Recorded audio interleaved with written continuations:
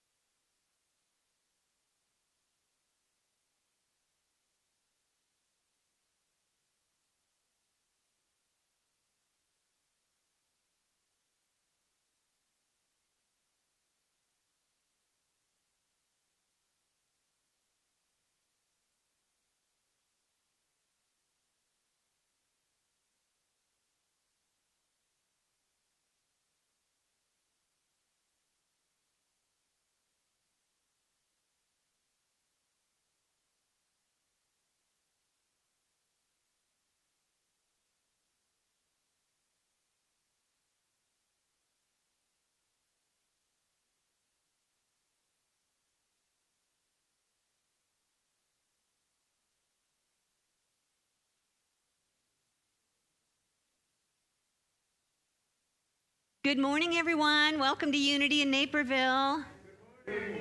For all you sleepyheads out there watching online, I know what happened. I woke up at like 4 o'clock going, I forgot to set my clocks ahead. And then I remembered, you know what? I think they'll just do that, right? So hopefully I'm here, or we're all here on the right time, right? Welcome, welcome. I'm Kitty Benson. I'm the minister here at Unity, and I'm grateful to have your beautiful energy with us, whether you are online or you're here in this room. And we are continuing our look at what Unity is for the next couple of weeks. So today is a whole different perspective, something that we kind of have our own little unique path in Unity that we'll talk more about in a little bit. But what we love to do first is sing. Kevin that's going to lead us today with our band, Highest Good. What are we singing first, Kevin? Yes, we're going to sing One Love. One Love. All right. Well, stand as you're able, and we'll do some singing first. Woo! Good morning, everybody. Good morning.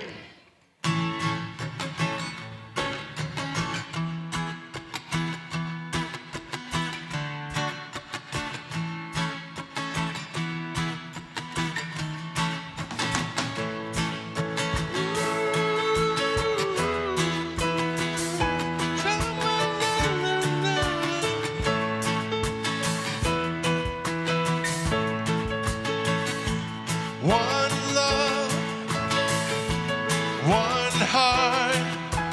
Let's get together and feel alright. One love, one heart. Let's get together and feel alright. Let's sing that again. One love, one heart. Let's get together and feel alright. One love, one heart. Let's get together and feel alright. People get ready. There's a train a-coming. Don't need no baggage. You just get on board. Don't need his fake to hear the diesels humming. Don't need no ticket. You just thank the Lord. One love, one heart. Let's get together and feel alright. One love, one heart. Let's get together and feel alright. People get ready. There's a train a-coming. Don't need no baggage. You just get on board. All you need is faith to hear the diesels humming. Don't need no ticket. You just thank the Lord. One love, one heart. Let's get together and feel alright. One love, one heart. Let's get together and feel alright. One love, one heart. Let's get together and feel alright. One love, one heart. Let's get together and feel alright. Let's get together and feel alright. Let's get together and feel alright.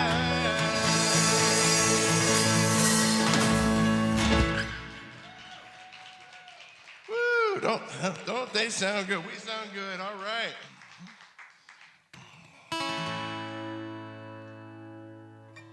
So nice that we remembered the daylight savings time. Now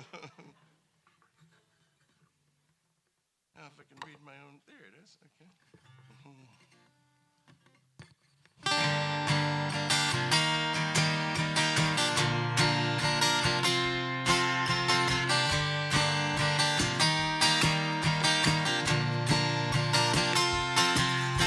Stream of good flows through me. Stream of good, how the sweet waters roll. Stream of good flows through me. Stream of good, how the sweet waters roll. It is rushing, it is pouring, it is flowing. It is God, it is good. I am floating, moving with the water. My source, my supply, my stream of good flows through me. Stream of good, how the sweet waters roll. Stream of good flows through me. Stream of good, how the sweet waters roll. It is rushing, it is pouring, it is flowing. It is God, it is good. I am floating, moving with the water. My source, my supply, my stream.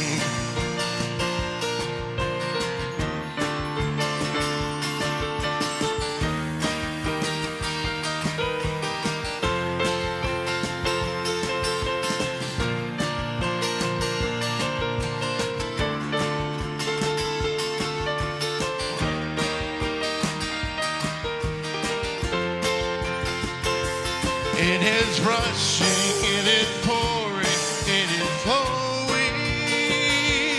It is God, it is good. I am floating, moving with the water. My source, my supply, my stream of good. Moving with the water. My source, my supply, my stream of good. Moving with the water. My source, my supply, my stream of good.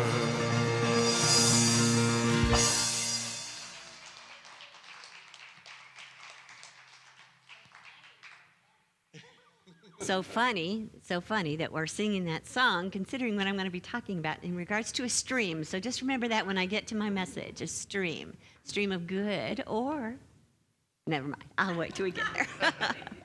Let's take a moment to close our eyes in prayer, just find that place in our heart where we make that deep connection with Spirit. And so grateful to know, Spirit, that beautiful stream of good is flowing now. It fills our body with life. It fills our mind with truth. It fills our heart with love. And as we open our heart, we feel that stream of abundant good, abundant supply, forever flowing in and through us as we express our highest self. This is the truth of our being. Now we let it be. Amen. Will you help me speak our invocation? The words are up here on the screen. Together? There's only one presence and one power in the universe and in my life, the all-loving goodness of God. Thank you. You may be seated.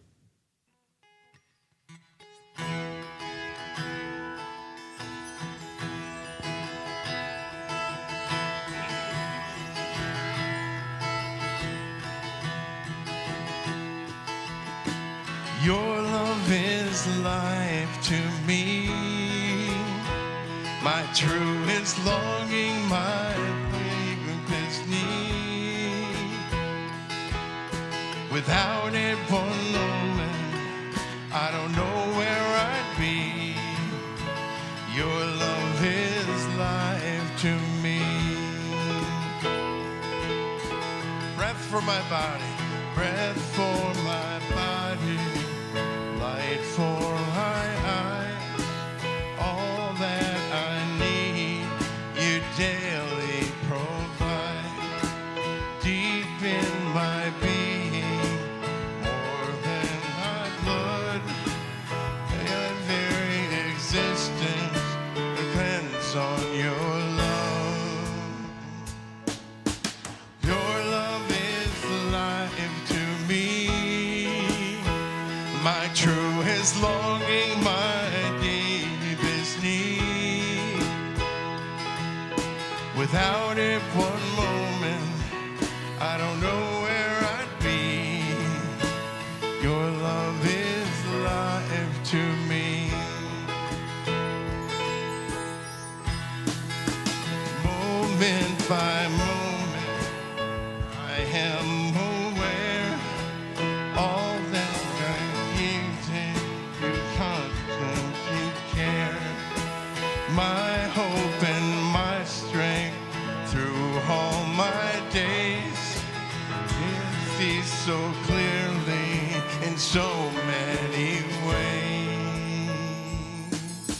Your love is life to me, my truest longing, my deepest need. Without it one moment, I don't know where I'd be. Your love is life to me.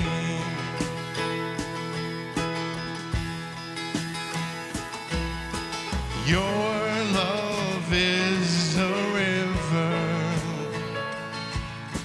flowing to the sea,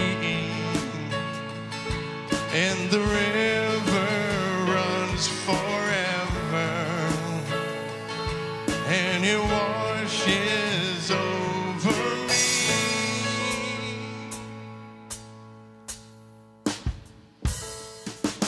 Your love is life to me,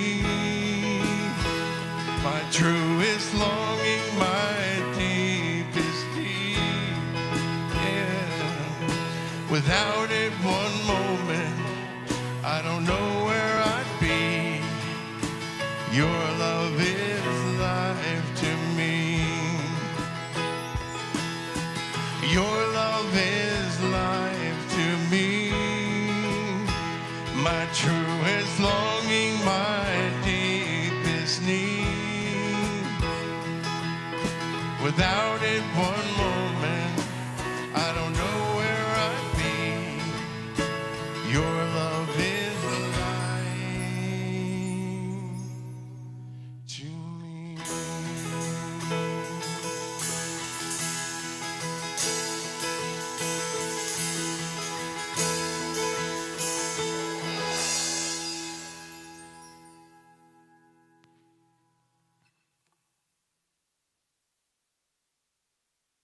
Thank you. Your love is a river. Look, stream, river. Are you seeing any kind of theme? Yeah. Well, it's interesting where this is going to go today. First of all, we've been talking about what unity is, and I know that for many of you, it's hard to just walk out this door and tell someone. You know, often they'll say, "What do you do on Sundays?" "Oh, I go to Unity." "What's that?" So hopefully what you're learning over the last few weeks is helping. And one of the things that's unique about Unity is that this is probably one of the few places on a Sunday morning you can go and hear the word metaphysics spoken of during the message. We're going to do that in a unique way today, but just the word metaphysical, or the study of metaphysics itself, is basically looking at the absolute nature of reality. That's a big idea, right? It's basically how we exist, why we exist, what is the source of our being or the ground of our being. When we think about metaphysics, it's beyond the physical. And so it's an opportunity for us to look at the intelligence or the knowing that sustains us, the life that sustains us, the substance in this universe that sustains us. Where did it all come from? Where did it all start? And if we were the traditional Christian church, we might actually go to the book of Genesis and read about the creation story to help us know that. And some churches look at that scripture very fundamentally or literally. But Unity also looks at the scripture metaphysically, beyond the literal. And so what I'd like to do today is just give you an example of what it might be to interpret a story in the Bible metaphysically. Keep in mind that the metaphors, the definitions that we'll use for some of these words in the Bible come from Unity's Metaphysical Bible Dictionary. Charles Fillmore, one of our co-founders, created this over a long period of time. He was definitely a scholar. He didn't make up all these meanings. He gathered them from a lot of different faith traditions over the centuries. And the Metaphysical Bible Dictionary is focused mostly on the places and the people, the proper names in the Bible, whereas the Revealing Word is smaller but has a lot more useful words in it. So those are the two that you might want to check out free online at truthunity.net. You can look up any word in the Bible pretty much in those two books. So today let me tell you what his point of view is and a little bit of my point of view. See, that's the fun about the Metaphysical Bible Interp. I remember when I was first learning it, I took a class at my church in Walnut Creek, California. And when I first was told what this was all about, I said, well, who gets to decide what it means? Well, Charles Fillmore has a dictionary. I said, yeah, but what if I don't agree with Charles? He said, well, you're welcome to make up your own. I said, will I pass the class if I make up my own? He said, well, we'll have to take a look. So I just want you to just take what I'm offering today, see how it fits. If you think you've got a different point of view, you're welcome to it. The point of this is to read the scriptures from I will say, a higher point of view than literally, so that it becomes much more personal to you and you can apply it to your own life.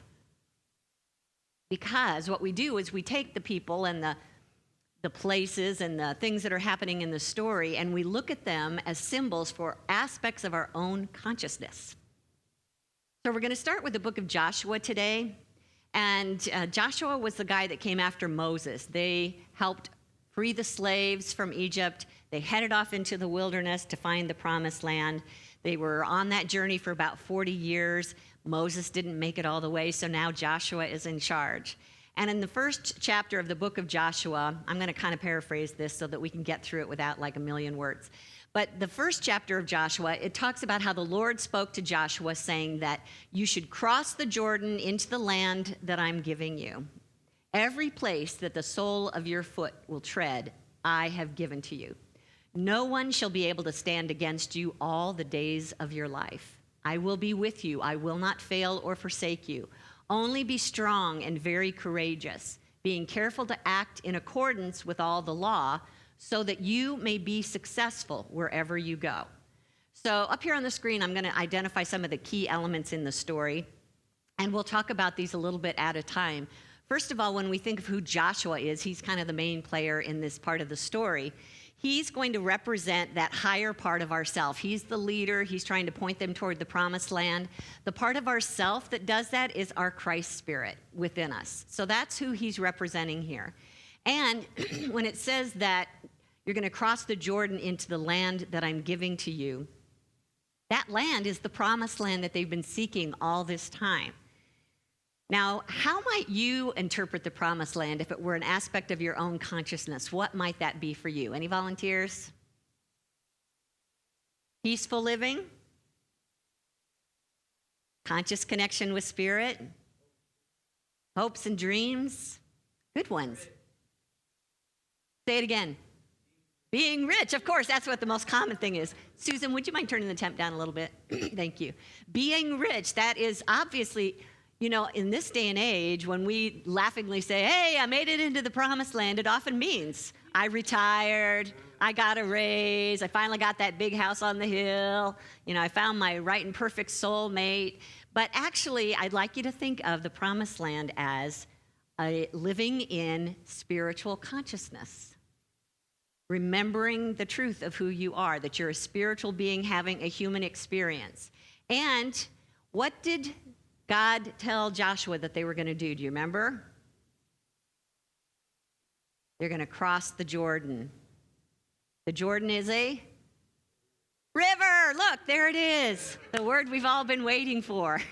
We're going to cross the Jordan River. Now, this appeared to be an obstacle for them. You know, it was something that was standing between them and the promised land. Well, what if, in this case, that river is actually the flow of our subconscious mind?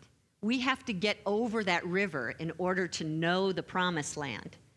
And so, even though God is a constant stream of good, in this story, when we hear about a river, I want you to think of the Jordan River as that which is kind of a muddy, turbulent flow of consciousness. That over time, we have dumped into that subconscious river a lot of error thinking, thoughts of fear, thoughts of limitation. And those are the kind of thoughts that keep us from experiencing the promised land. Doesn't that make sense? How are we doing so far? Okay, you buying into this yet? Okay, so it said, when God was talking to Joshua, he said that no one shall stand against you. I will always be with you. What's one of the first things that we say here every week? All together. There's only one presence and one power. Can't you see that being expressed here? There will be no one that can stand against you, and I will always be with you. Just affirming and reminding us that we're in a universe that loves us, that's everything that's working for our good. And it kind of depends on acting in accordance with the law. Now, the thing that we talked about when we were talking about our 5 basic principles, and principle number 3, that was about the law of mind action, the law of attraction, which basically says that we create our life experience with what? Thoughts and feelings and beliefs. Look at you go. Good job, everybody. So this is, if we act in accordance, I would say in alignment with that law. In other words, be awake to it, be aware that it's always working, use it for good.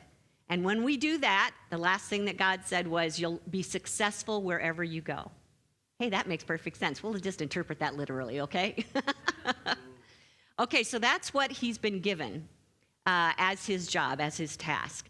Now, let's take a look at chapter 3. The story goes on, where the Lord told Joshua, command the priests, take the Ark of the Covenant into the river.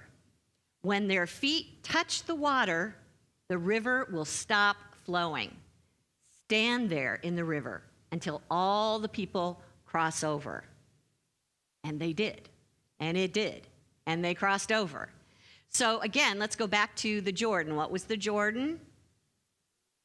Subconscious thoughts, usually mortal, negative, limited thinking, and that often can be a barrier to our good, to that promised land that we want to experience. We also can stop the flow of those negative thoughts when we bring in the priests. What do you think the priests are? They're representing our faith. They're representing spiritual ideas. That when I walk into this river, God goes with me. God expresses as me. I can do all things through the Christ in me. That's what the priests are doing for us. They're holding that consciousness as they stand in the river. And what are they carrying? The Ark of the Covenant. Literally, who knows what was the covenant? The 10 Commandments. So Moses had gone up on the mountain and he'd come down with these 2 tablets. Those went into this ark, this cabinet that they carried with them everywhere. And they were supposed to carry that in first and stand there with the Ark of the Covenant. So the covenant was the 10 Commandments in their mind. To us, we look at it as a covenant or an agreement. It's a way that we're reminded that we will possess that promised land, that kingdom within us, if we will first be true to our spiritual identity. That when we walk into those troubled thoughts, those negative ideas, we stand there knowing, I am spirit. And this covenant is kind of like our papers or our birth certificate that reminds us, Kitty, you're not human. You're not limited to human abilities here. You are an expression of God if you will allow it to be. So if you'll stand there with those negative thoughts long enough in that consciousness of God, those thoughts will start to subside. That river will lose its power or its force in your life. Is this making sense? Okay, so we send the priests in with the covenant. the water stands still, it stops flowing, and what happens next? The people cross over. Whenever you read anything about people, groups of animals in the scripture, think of that as our thoughts, the busyness of our thoughts. And what we're doing is we're gathering all of our thoughts that are susceptible to the subconscious, and we're raising them up. We're bringing them out of the river and onto the other side where we will reach the promised land. So it's kind of a cleansing process. It's a renewing process. It's a training process for all of our thoughts. But we have to go in first with faith and with a knowledge of who we really are as spiritual beings. How are we doing so far? Okay. All right, good. So now we've gotten to the other side. We're into the promised land. Hooray. Congratulate yourself. Yay, everybody online. You're doing a great job. Okay, so here's the last part of the story. This is from Joshua chapter 6. Jericho is the first city that they approached in the promised land, and they find it shut up inside its walls. And God says, see, I have handed Jericho over to you along with its king and soldiers. Send 7 priests blowing trumpets with the Ark of the Covenant and all the people following, and march around the city. Do this once every day for 6 days, and on the 7th day, march around 7 times. Blowing the trumpets, then give a loud shout, and the walls will fall. And they did, and it did, and they took the city. So Jericho in itself is a representation of the material world. Many of us, as we said, we started off saying that the promised land to some of us is rich, money, power, glory, beauty, whatever it is that the human being wants. And that's kind of what Jericho represents, the material world. Notice that it's surrounded by walls that have it all shut up, so it's as if there's no life to the city. It's as if it's been drained of life. And I think that we can all relate to this, that oftentimes when we put our faith or our dependence on things of the world, at some point they lose their glamour or their power or their luster. And so what we're called to do here is to bring that city down, to take away its power and recognize that this is not where our good lies in us. It may look like the obstacle is our health or the amount of money that we have in the bank, but the true obstacle that needs to be addressed here is our intellect and how we're looking at this. Because a lot of times when we come up against something that's not working in our life, we want to force it to work. We want to fight to make sure that we get what we deserve. But the problem with that is giving power to the intellect or to the ego, I can promise you, is going to end up taking you out of harmony. And you're going to find it very difficult to truly get into that promised land that you're seeking from the very beginning. So there's some spiritual techniques that we can use here. Remember how the story went, that first of all, God said, the land that I've given you, the city that I've given you, it's yours already. This is a conscious acceptance of God's good is already in our hands. We don't have to go fighting for it. We don't have to argue or force our way to have it. We just simply receive it. We allow it. We claim it. We know it's ours. And if we are going to achieve that, we have to remember covenant goes first, priests go first, ark goes first, which says I'm putting God first in this situation. I am reminding myself that I'm a spiritual being. What was it that they were supposed to do as they were walking around the city? Da-da-da-da. Yes, they were supposed to blow the trumpets. And think of the trumpets as spiritual words, high-frequency words that have higher and greater power than any low-frequency words of, that's mine and you can't have it, or you're no good, or I'm no good. So think of these as when we're blowing the trumpet, we're basically speaking our affirmations of truth, that God is in the midst of us. We're denying power to this material world. These walls, this city has no power over me. So we would be singing a denial or singing an affirmation of truth as we're facing these difficulties in our life. Charles Fillmore really had some fun with that concept of trumpets, because he wrote a book called Atom Smashing Power of Mind, ATOM, Atom Smashing Power of Mind. And it was several pages of that focus on energy. And here's one of the things he talked about: a trumpet. The trumpet sets up sharp vibrations in the ether. Think the universe, the energy around us, which cause disintegration when they impinge upon an object in the mental or material realms. By declaring spiritual words of truth, we send into the ether a spiritual force that shatters the fixed states of consciousness, holding millions in error thoughts. In this way, the doors of mental prisons will be opened to multitudes. Anyone who has faith in spirit and the power of the word can send it forth, and like the radio oscillation, it will be picked up by receptive minds everywhere. As Jesus said, "When I am lifted up from the earth, I will draw all people to myself." So think of that. I love this idea of a frequency that is high enough that it is matching the frequency of the spiritual dimension, and that it has the power to raise us up above that lower thinking, those heavier emotions, those limited points of view. And this is an opportunity for us to look at the difference between fighting our way in with our physical strength or our intellectual power, and instead using words of spirit that help us to see in new ways, to take new action in a way that actually aligns with spirit. So it's the difference between human force and spiritual power. Something that Jesus said in the book of John: "Do you not believe that I am in the Father and the Father is in me? The words that I say to you, I do not speak on my own, but the Father who dwells in me does his works." So when we're speaking the language of spirit, we're freeing spirit to do the work in our situation, whatever it might be. And from the Old Testament or the Hebrew Bible in Zechariah, "Not by might nor by power, but by my spirit, says the Lord of hosts." So this is our chance to trust spirit, to make way for our good through blowing our trumpets, persistently surrounding the challenge in thought, holding those higher thoughts. And it's kind of like a meditation, for 7 days, they're marching around the city.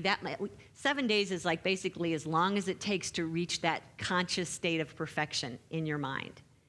So we're walking around this problem, holding the higher thoughts in mind. And what's following behind us? All the people. What are the people? Thoughts. So we're gathering all those human thoughts of resistance and we're renewing them. We're training them through just a constant repetition of those higher points of view.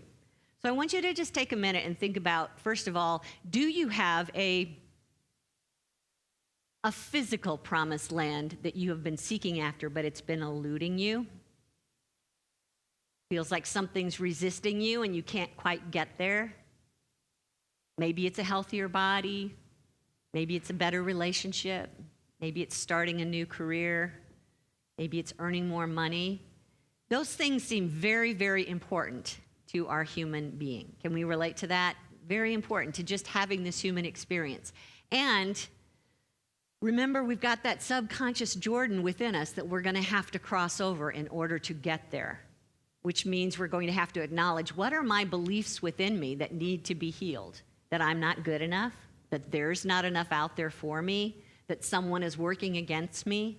Those kind of thoughts have to be transformed.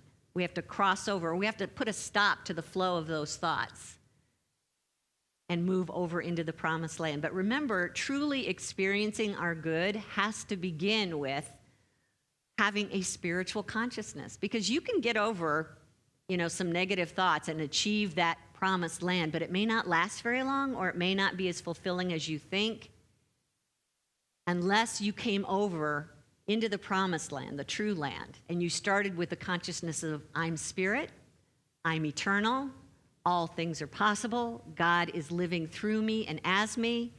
It is not I, but the Christ within that does this work. I let go, I let God. I trust. I'm part of that whole process. I'm blowing my trumpets. Everything I just said was a trumpet sound. Just now, those affirmations I was making, I'm a spiritual being, I'm eternal, I'm complete, I'm whole. Those are trumpet blasts that are higher frequency words that carry your consciousness up there with them, carry all the people up into that higher point of view. I'm laughing because I got something going on with spirit right now, so that was funny. Sorry. But basically, once you get up here, now you can act on guidance. Now you can follow, you can hear what your higher self is telling you to do, so that you can not only arrive in the promised land, but as you seek first the kingdom of God, all those things are added as well, without work. Kathy, you having an aha back there?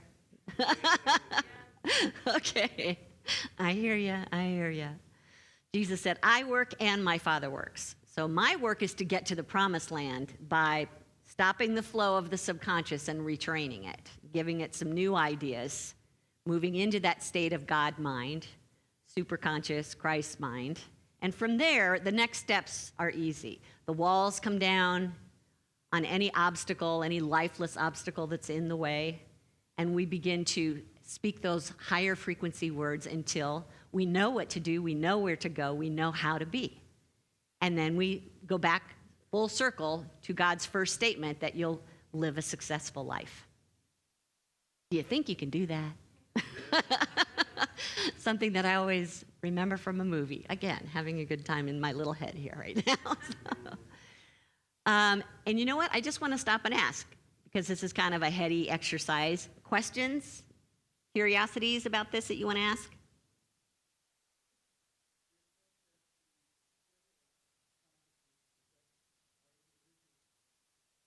Yes, so the collective consciousness contributes to that river.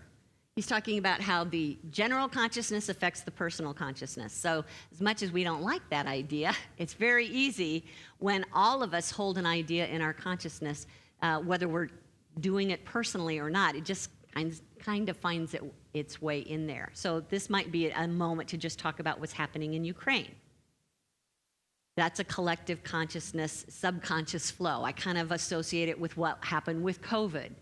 Both of those high level points of view, like what's behind it, to me, it's about separation, a consciousness of separation, a consciousness of this is mine, not yours. There's not enough for both of us. I must keep away from you. I must do things my way. So those are the Jordan River flowing in our consciousness. And sometimes I don't have to think those thoughts specifically, but it just kind of seeps in through osmosis into the collective consciousness. And suddenly I'm behaving from fear. I'm behaving selfishly. We're all doing it. And then we have a war. See how that works? So when we get into that place, guess what we get to do? What are some of the elements that we talked about here? Who goes first? The priests. What do the priests represent? Our faith. Yes. What are they carrying? The Ark of the Covenant, which is a reminder. Everybody on this planet is a spiritual being having a human experience. Everybody on this planet is a spiritual being having a human experience. What's the true power in our hearts? God. Love. Abundant flow. Divine intelligence. So what do we look at then? We stop looking at the flow of the Jordan and we turn towards those ideas in order to get us all into the promised land together.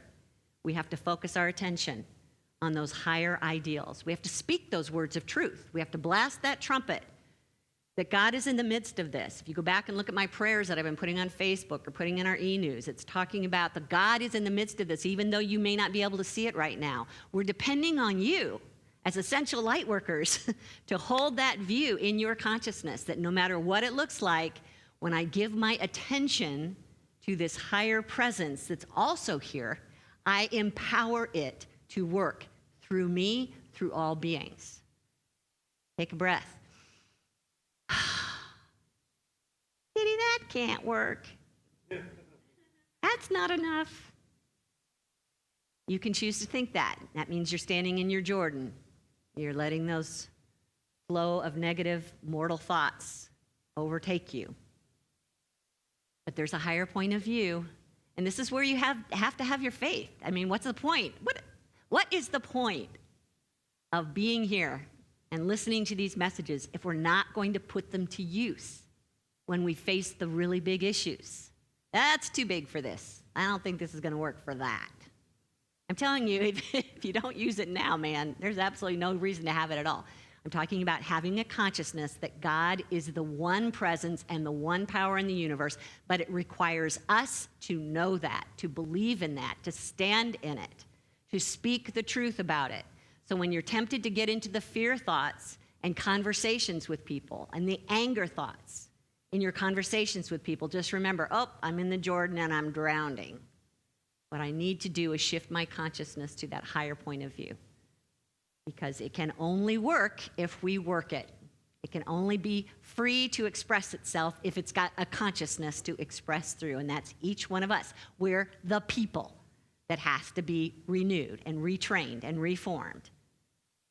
And then as we hold up those Christ thoughts, we lift the people, we lift the thoughts of the collective consciousness with it. That was good. And that was not me. I just want you to know that. But pretty much the whole last half of this pretty much this whole message was just like, because when I came in here this morning, I went, I got nothing. But then I went, no, I've got the promised land. So sometimes this Bible metaphysical interpretation is confusing. I mean, every time you read something in the dictionary, you'll find like 3 different interpretations. So I basically just went with heart today and let Spirit talk through me. That's what we can do anytime that we're faced with an obstacle, is to stand in the river with your faith, turn it over to your priests and the Ark of the Covenant, and trust that it's got what you need in this situation. It's fun. It's fun to do it that way. Just saying. Okay, so one of the things we can do as we circle the city 7 times, use your meditation to do that, right? So let's go into some meditation here. And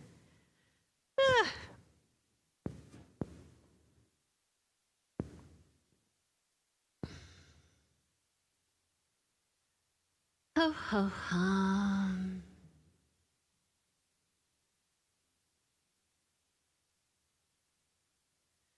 Take a breath.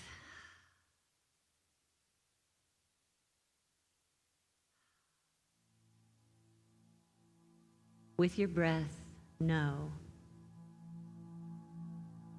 it is being sourced by the highest power, the only power of good and God.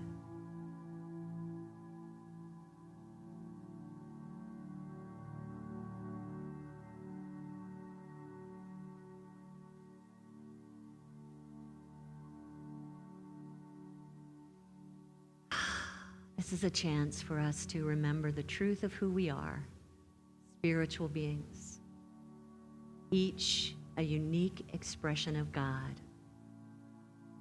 Just hold that thought in your mind. I am an expression of God.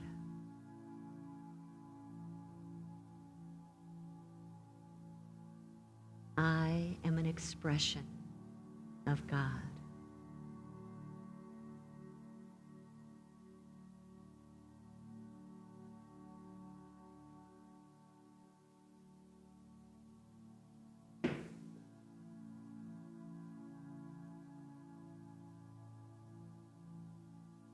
The pure and absolute nature of life that is always present now lives and dwells in my being.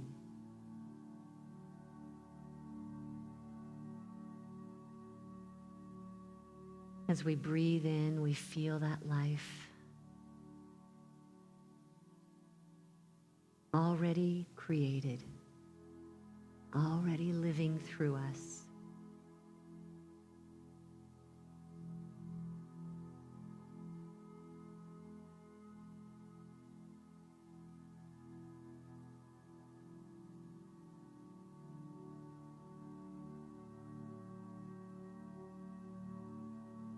As we open our hearts, receptive to the promised land, we allow our thoughts to dwell on what is true. I live and dwell in the presence of God, as the presence of God. Here lies all my good.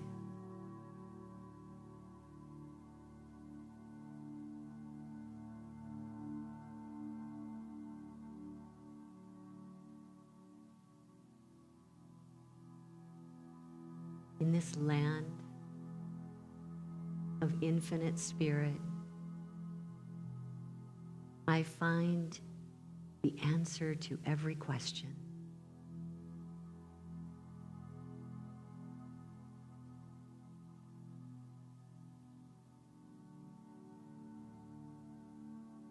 My mind dwells in the land of divine mind. God's thoughts are my thoughts. Before I call, God has answered.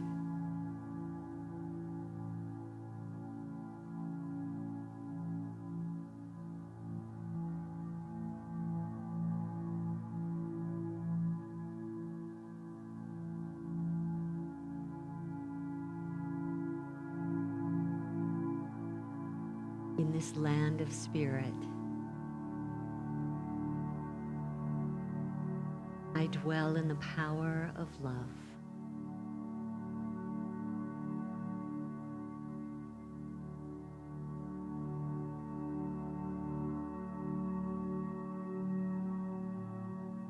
It sees through my eyes, knowing only good.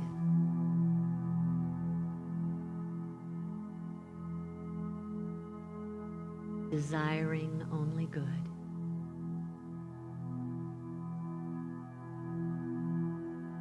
Living as the good.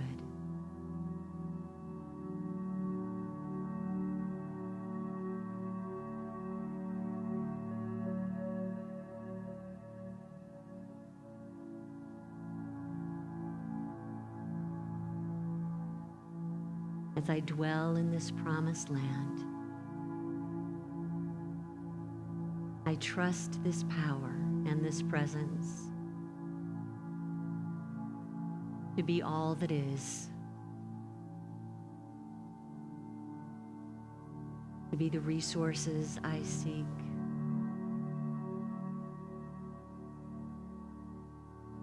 to be the life in my body, to be the wisdom in my choices.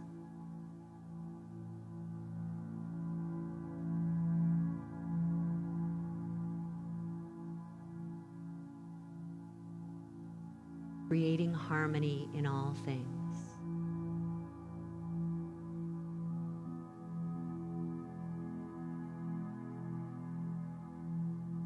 I stand on the covenant, knowing that I am spirit, one with the one, that I see all beings as spirit, that we are one.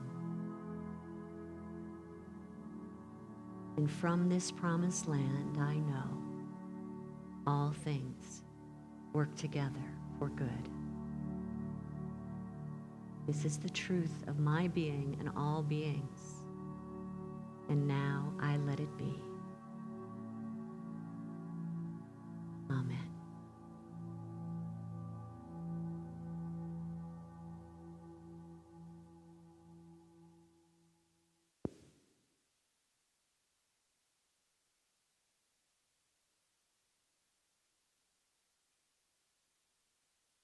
I'll just encourage you to notice when you run into walls surrounding what you think is your good. Just remember, oh no, it's much higher than that.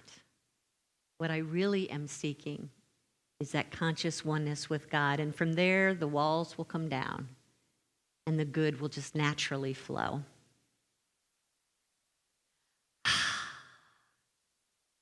And we're at a time in our service where we can show how that good flows, trusting our source of good, giving thanks for the good in our life. This is when we share our tithes and our love offerings. It's just another opportunity to stand in that promised land, remembering our source, giving thanks for the flow, and becoming a part of that flow to perpetuate that which you seek in your life.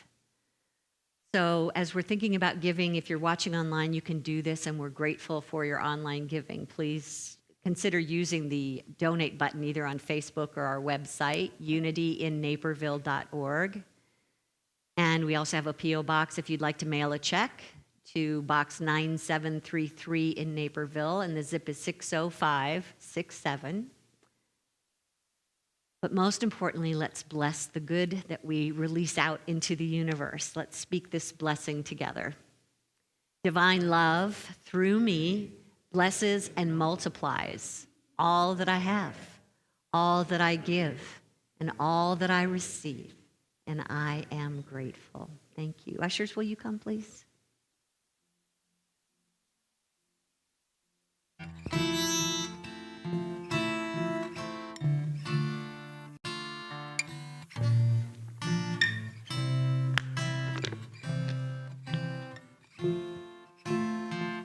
I am so blessed. I am so blessed. I am so grateful for all that I have. I am so blessed. I am so blessed. I am so grateful. I am so blessed. I am so blessed. I am so blessed.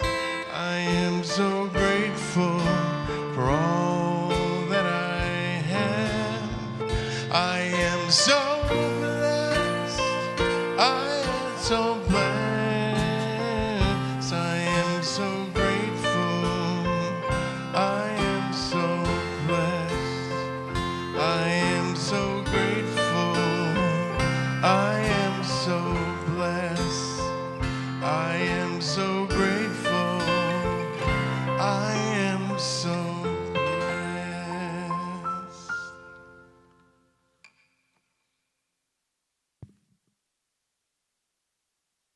Thanks, Kevin. Yes. Thanks, band. Hi, I am Liz, and I'm going to be sharing the announcements today with you. If you're joining us for the first time, we're glad you're here.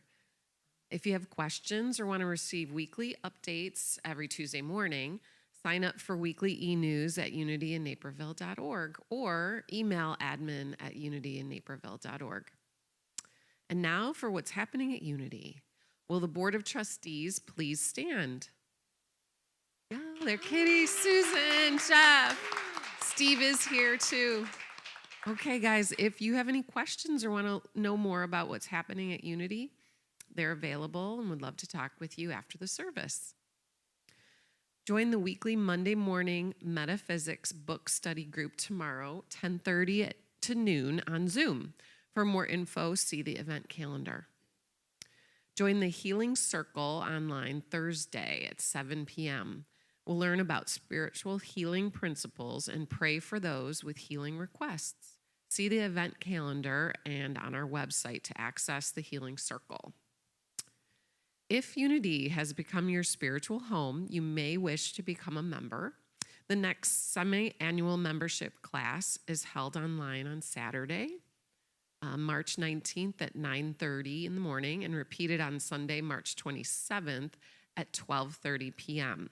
Pre-registration is requested, so email revkitty@unityinnaperville.org if you plan to attend. Access to the Zoom room will be on the event calendar. Prayer chaplains are available to pray with you in the meditation room after the service, or email your name and phone number to prayer@unityinnaperville.org, and a prayer chaplain will call you today by 1 p.m. For details on all our events, go to unityinnaperville.org. For questions, email admin@unityinnaperville.org. And I'm going to turn the mic over to Kitty. Liz. Thanks, Liz. Susan, what's our next slide? Let me just put these in order so we are in alignment. I love those. Okay, so let me just remind you, she just told us about the membership class that's coming up this Saturday. So if it does feel like Unity's your spiritual home, even if you're watching online and you live in another state, we are now open to members watching online and being part of the community from wherever you live. So I hope you consider joining me for the class either this Saturday or that following Sunday. Not the next Sunday, but look at your calendar. And more importantly, for those of you who have become members or end up taking a class this month, we are looking for those who feel like you want to help guide the future of Unity in Naperville by being part of our Board of Trustees. How many of you here have actually served on the Board of Trustees? Will you raise your hand if you've done that before? Liz has been a president. Jeff's now serving. Steve's now serving. So, Margot, you've been on the board. I remember you being on the board. Don't you remember? It's all a blur, right? Okay. I think you might have actually been on the very first one, like 15 years ago. Yes, and that's another thing. If you've served on the board again, you can still serve, you can still serve again if you'd like. I know that this is a position that requires some thinking, but it's also a heart thing. So I hope you'll just check in with your heart and see. And I have to say that the work that we're doing right now is so exciting and fun and creative that it's not your typical board work. So I hope if you would consider it. There's some handouts in the front room for those of you here that have the qualifications and also the duties and the application. Or if you're watching online, you can just email me at revkitty@unityinnaperville.org, and we'll talk more about that. So that election on the next slide here, Susan, is for our annual meeting. It happens on April 24th, and this is a time, whether you're a member or not, we want everybody to join us for that meeting. Hopefully by that time we're more of us back in the room, but we'll also be doing it online. So we'd love to have you plan on staying that day, not only for the election, but the board wants to kind of bring you up to speed on where we've been and where we're going. It's a time to celebrate. And just FYI, we're turning 15 years old in April. So it really is a big celebration. Yeah. Starting with that first Sunday in April, it's going to be a special celebration because that was the Sunday we started 15 years ago in the school. So I hope that you'll make April a month to just be here with your peeps and feel the energy again and share your thoughts with us and have a good time. So thanks for thinking about doing that with us. And we're not doing birthdays today, right? We're done with that? Right, that's right. It was last week. Okay. Yeah, who can remember from week to week? How about if we sing one more song? What are we singing, Kevin? God is my source. Hey, did I not tell you that in my message? Let's stand as we're able and sing about it.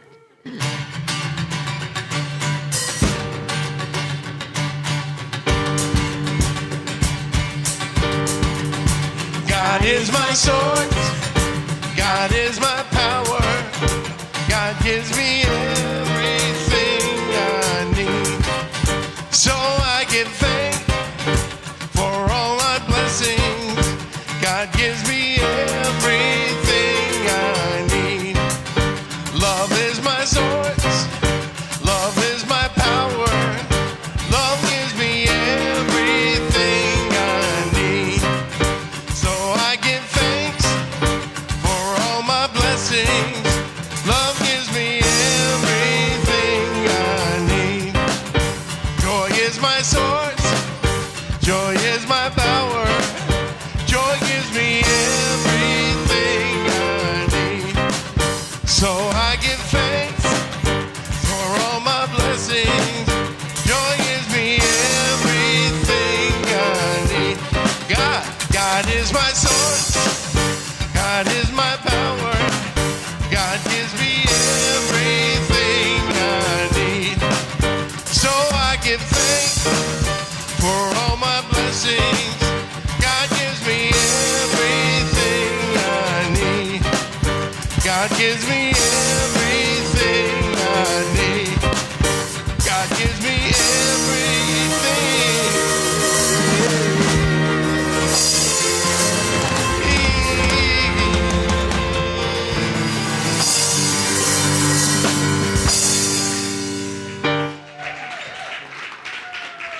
So as we look at that up there, what were those words? And from my message that I just shared with you, what are those words a metaphor for, or what's the metaphor for those words? Trumpets! You were just blowing trumpets just now as you were singing those words, so good job. And here's our closing affirmation. Again, just a reminder, little by little, this is going to sink into our consciousness as we try to figure out what to tell people about what unity is. Together, unity is a spiritual path for conscious living. Come on, we know that. Okay, lots of good things going on this week again, so keep checking your calendar at unityinnaperville.org, and hopefully I'll run into you somewhere this week. or next Sunday. Thanks for watching online. Looking forward to having you wherever you can be. Have a great week, everybody. Thank you.